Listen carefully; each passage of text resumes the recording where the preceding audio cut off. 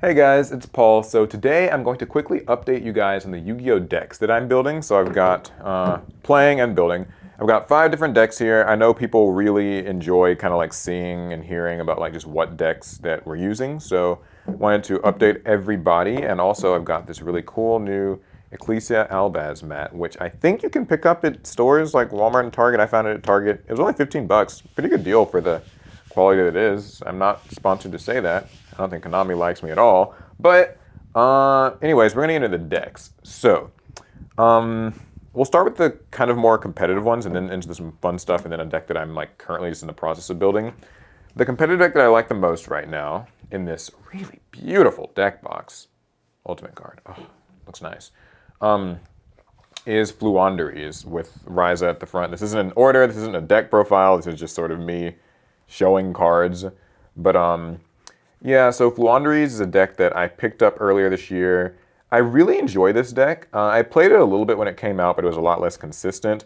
Obviously, Battle of Chaos gave this deck a bit of a boost with this card, but basically for people who maybe don't really know like what it is, you've got your small birds, which I'll just show a couple of them.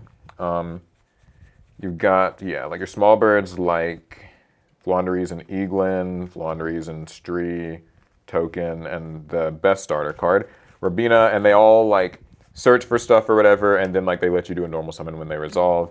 And so you're kind of using them to gather advantage and then eventually summon your big guys like Fluondre's and Impin. It's an Emperor Penguin.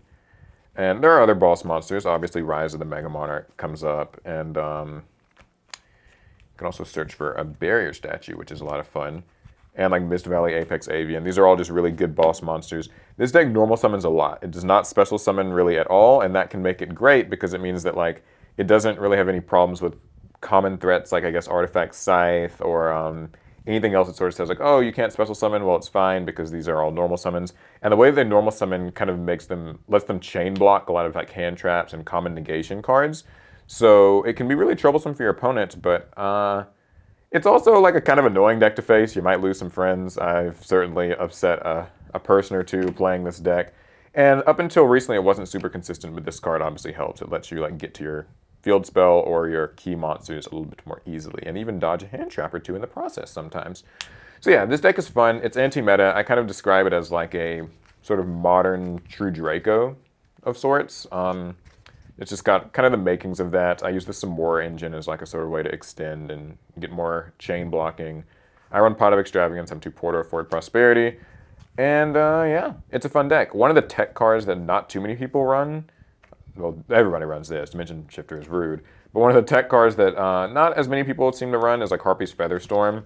This card is extremely disrespectful, but you have to have a Wind Wing Beast monster. But when you do, you activate this and it just negates any monster effects from your opponent entirely for like a turn, and it's pretty brutal. So I really like this deck. It's a fun time, real quick. I mean, like, the extra deck is just monsters that get hit with extravagance. It doesn't really matter much, and the side deck is not really all that up to date. So one cute little tech in there though is Dark Samor, which can be like searched and summoned easily and prevent your opponent from setting. So I sometimes side this in against decks that like to do trap cards like Eldritch or whatever. If you go first, you can kind of shut them down.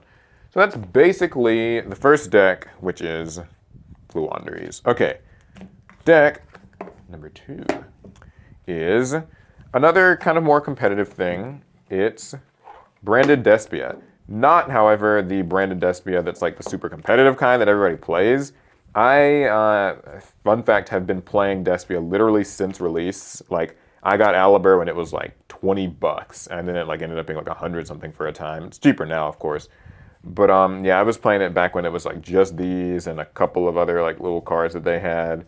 And it sucked. And like now they obviously have, you know, branded in red and like branded, where's this was available to start. But like branded fusion, just all, yeah, like cards like that. I play this as a much more like pure Despia deck. I like to try to run like as many actual Despia cards as I can. Trying to get like foil copies of Despia and Tragedy. I only have 1 right now. I play like the trap cards because I find those really fun. I use like the Edge Imp engine. I do use DPE. It's just overall it's a really fun fusion deck. I recommend it to anybody who's got an ultra copy of that. Looks really cool. I recommend it to anybody who's just like looking for a modern fusion deck to play. If you don't like stuff like Shadal's, this is similar but like a little bit different. So it's a good time. And I also have the extra deck, which pulled Alba Lenatus on stream, actually. I don't know if you guys watched the live streams that pulled that. And the rest is kind of standard stuff. I remember getting a Guardian Chimera when it was really cheap, and now it's kind of pricey too. Lubellion and Mirror Jade. I barely know how to use these cards. They just came in the structure deck. It's been weeks now, but I barely even like know how they work. So,